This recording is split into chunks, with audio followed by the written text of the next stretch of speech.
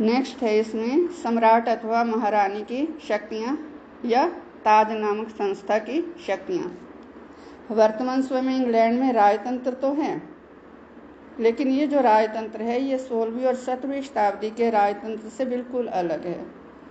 England में इस समय जो राजतंत्र है वो एक सीमित संवैधानिक राजतंत्र है, जहाँ सम्राट अथवा सम्राज्ञी, क्योंकि वर्तमान में इंग्लैंड में महारानी एलिजाबेथ इस पद पर सुशोभित है, इन्हें वास्तविक रूप से कोई शक्ति प्राप्त नहीं है। सैद्धांतिक रूप में सम्राट आज भी सभी शक्तियों का केंद्र है और देश का समस्त शासन सम्राट के नाम पर चलाया जाता है।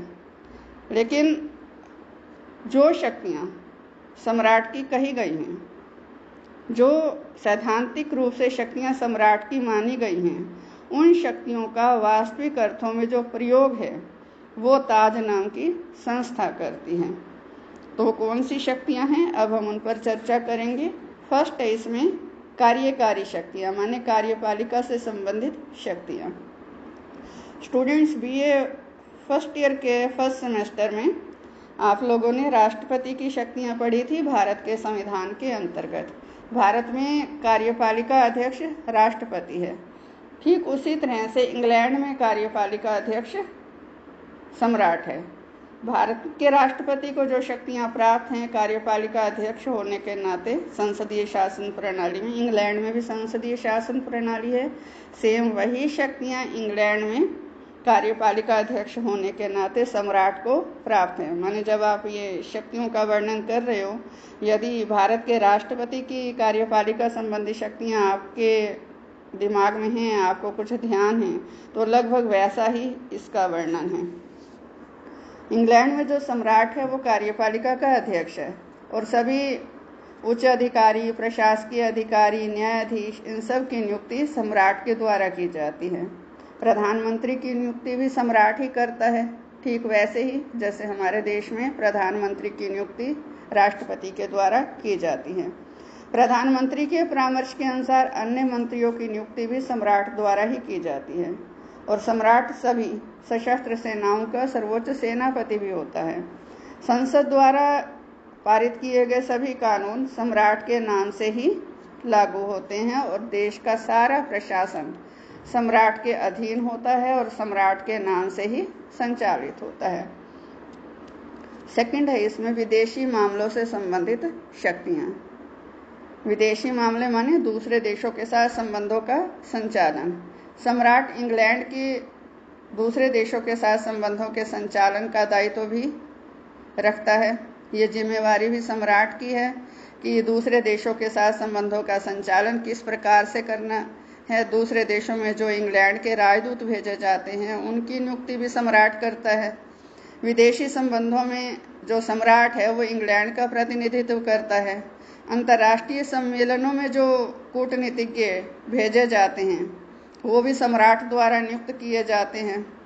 दूसरे देशों द्वारा जो इंग्लैंड में राजदूत भेजे जाते हैं तो वो राजदूत जो दूसरे देशों से भेजे गए इंग्लैंड में अपना पद संभालने से पहले इंग्लैंड पहुंचकर अपना जो परिचय पत्र है वो सम्राट को ही प्रस्तुत करते हैं। दूसरे देशों से इंग्लैंड द्वारा जो संधियाँ की जाती हैं वो सम्राट के नाम पर ही की जाती हैं। अंतर्राष्ट्रीय समझौते भी सम्राट के नाम से ही लागू होते हैं। इसी तरह से युद्ध और शांति की घोषणा का अधिकार भी सैद्धांतिक रूप से सम्राट के पास है। और इसके अतिरिक्त कनाडा, ऑस्ट्रेलिया, ये कुछ एक देश हैं जो इंग्लैंड के उपनिवेश माने जाते हैं और इन उपनिवेशों के मुखिया की नियुक्ति भी सम्राट ही करता है, इंग्लैंड का सम्राट। माने इन देशों में जो सर्वोच्च पद है उस पर नियुक्ति इंग्लैंड के सम्राट के द्वारा की जाती है और इन उपनिवेशों के साथ साथ इंग्लैंड के जो सभी तरह के विदेशी संबंध हैं, दूसरे देशों के साथ जो संबंध हैं, उनका संचालन सम्राट के द्वारा ही किया जाता है। नेक्स्ट है इसमें वैधानिक शक्तियाँ, माने विधान पालिका संबंधी शक्तियाँ। इंग्लैंड में विधान पालिका का नाम संसद है, 2 सदन हैं उसके, लॉर्ड सदन और कॉमन सदन। और सैद्धांतिक रूप में इंग्लैंड में सम्राट को अनेक महत्वपूर्ण वैधानिक शक्तियाँ भी प्राप्त हैं। इंग्लैंड में जो कानून निर्माण की शक्ति है वो सम्राट सहित संसद को सौंपी गई हैं। इसके अतिरिक्त सम्राट भी संसद का एक अभिन्न अंग है। हालांकि हम देखते हैं कि कॉमन सदन के सदस्यों का चुनाव जनता द्वारा प्रत्यक्ष रूप से होता है। लॉर्ड सदन के जो सदस्य हैं वो पैतृक आधार पर नियुक्त किए जाते हैं, लेकिन तब भी सम्राट को संसद का एक अभिन्न हिस्सा माना गया है। संसद द्वारा जो कानून पास किए जाते हैं उन पर सम्राट की जो स्वीकृति है वो अनिवार्य होती है। माने कोई भी विधेयक है कॉमन सदन और लॉर्ड सदन में पारित हो गया, जब तक उस पर सम्राट के हस्ताक्षर नहीं होंगे तब तक वो विधेयक कानून नहीं बन सकता।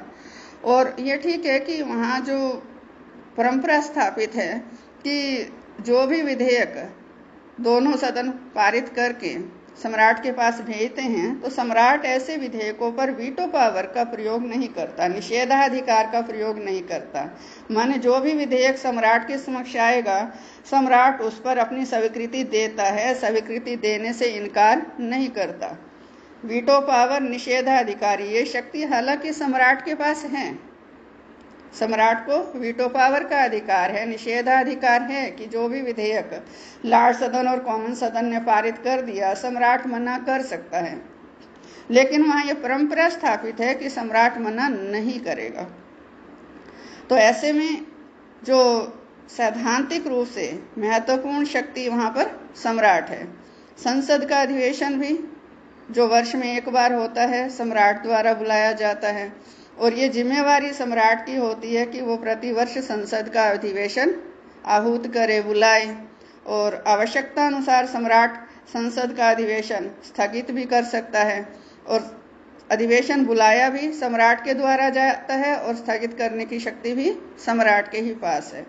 कॉमन सदन के सदस्य तो 5 वर्ष के लिए जनता द्वारा चुने जाते हैं, लेकिन जो कॉमन सदन है बेशक से ये जनता की इच्छा का प्रतिनिधित्व करता है, लेकिन 5 वर्ष का समय पूरा होने से पहले सम्राट कॉमन सदन को भंग भी कर सकता है।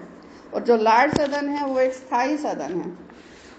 इसके जो ज्यादातर सदस्य हैं वो पैतृक आधार पर पद पर रहते हैं, परंतु सम्राट को ये शक्ति प्राप्त है कि वो लॉर्ड सदन में अपनी आवश्यकता अनुसार नए सदस्य नियुक्त कर सकता है।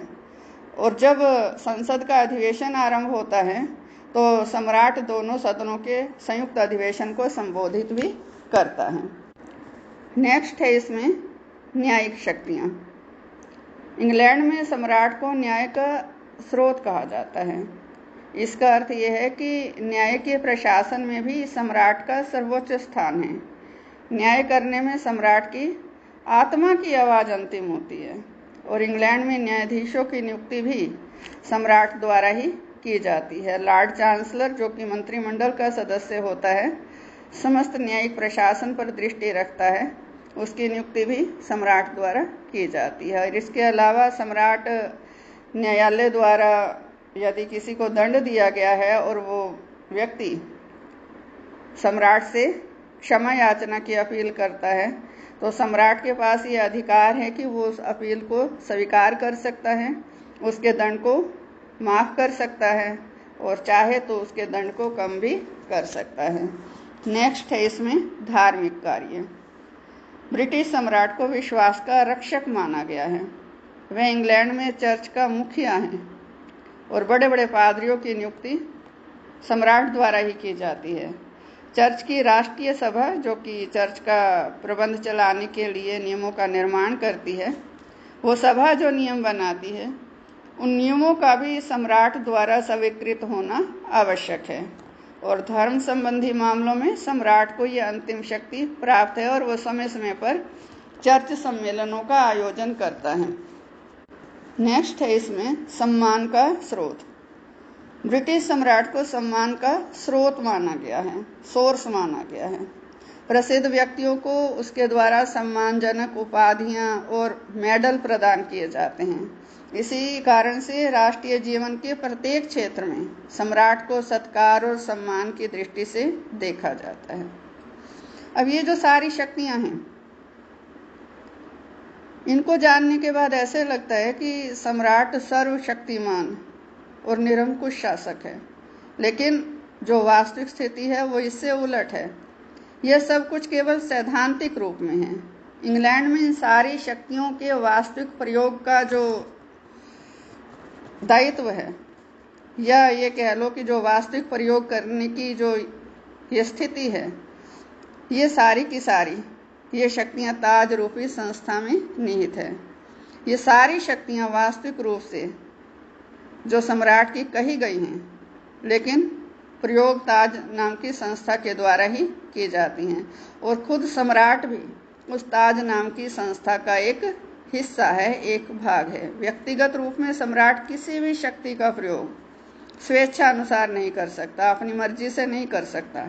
सम्राट को अपने सभी कार्य अपने मंत्रिमंडल के परामर्श और इच्छा के अनुसार करने पड़ते हैं, और सम्राट के सभी कार्यों का दायित्व भी संबंधित मंत्री के सिर पर होता है। माने जिस किसी कार्य पर सम्राट हस्ताक्षर करता है, उस कार्य पर उस संबंधित विभाग के मंत्री के प्रति हस्ताक्षर काउंटर साइन अवश्य होते हैं, और वो जो काउंटर साइन जिस मंत्री के होते हैं वही उस कार्य के लिए जिम्मेवार होता है। सम्राट की उस कार्य के प्रति कोई जिम्मेवारी नहीं होती। माने व्यवहारिक स्थिति क्या है कि सम्राट को व्यक्तिगत अथवा निजी रूप में कोई शक्ति प्राप्त नहीं है। सैद्धांतिक रूप से जो शक्तियां सम्राट के पास हैं, वास्तविक अर्थों में वो शक्तियां ताज के पास हैं। व्यवहारिक रूप से उन शक्तियों का प्रयोग ताज नाम की संस्था करती है। इसलिए कहा गया है कि इंग्लैंड का राजा राज्य करता है परंतु शासन नहीं करता। सम्राट की व्यवहारिक स्थिति के बारे में एक विचारक हुए हैं लावेल, उन्होंने बड़े अच्छे शब्दों में ये कहा है, बिल्कुल सटीक उन्होंने सम्राट की स्थिति का वर्णन किया है। वो ये कहते हैं कि संविधान के पुराने सिद्धांत के अनुसार मंत्री सम्राट के परामर्शदाता होते थे। वे केवल सलाह देते थे और निर्णय सम्राट करता था, परंतु अब जो स्थिति है वो इसके विपरीत है। अब साधारणतः सम्राट से तो परामर्श लिया जाता है और निर्णय मंत्रियों द्वारा लिए जाते हैं। बाकी हम कल डिस्कस करेंगे। धन्यवाद।